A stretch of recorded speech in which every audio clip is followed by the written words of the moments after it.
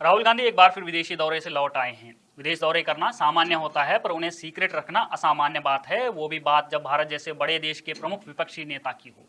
यह बात और महत्वपूर्ण इसलिए हो जाती है क्योंकि पिछले कई वर्षों की टाइमलाइन बताती है कि जब भी राहुल गांधी विदेश जाते हैं, जिसमें कोई ना कोई नया राजनीतिक बवंडर खड़ा हो जाता है। कुछ लोग इसे संयोग कह सकते हैं, पर संयोग की पुनरावृत्ति कुछ लोगों को इसे प्रयोग कहने की छूट दे देती है।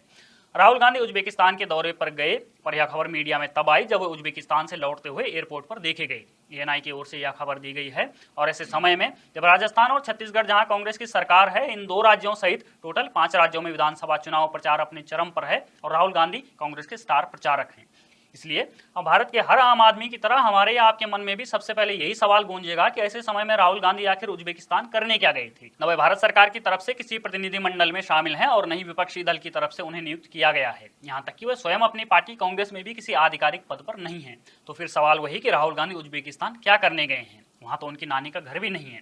दरअसल विदेशी ननिहाल होने का एक फायदा ये भी है कि बार बार नानी के नाम पर सीक्रेट दौरे पर जाया जा सकता है। ऐसा पहले भी हुआ है जब कांग्रेस पार्टी की ओर से रणदीप सुरजेवाला आए और सिर्फ ये बताया जाता रहा कि राहुल गांधी निजी दौरे पर नानी से मिलने इटली गए हैं, या फिर निजी दौरे पर कंबोडिया गए हैं, थाईलैंड गए हैं, दुबई गए हैं। अपने परिवार की दूसरी सदस्य जो सबसे बड़ी है, उनकी नानी, वो साल के अंत में उनसे भी मिलने गए।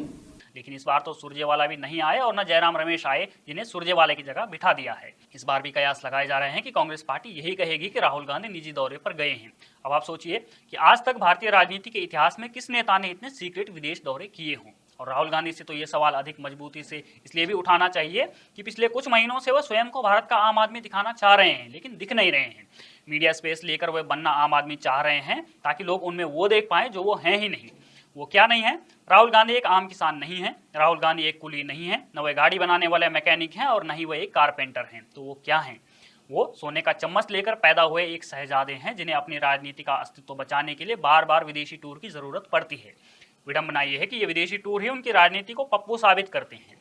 अब आप देखिए, राहुल गांधी 21 तारीख से उज्बेकिस्तान में हैं, यह दावा एक ट्विटर हैंडल ने किया है। इस हैंडल ने राहुल गांधी की कथित उज्बेकिस्तान वाली फोटो भी ट्वीट की है।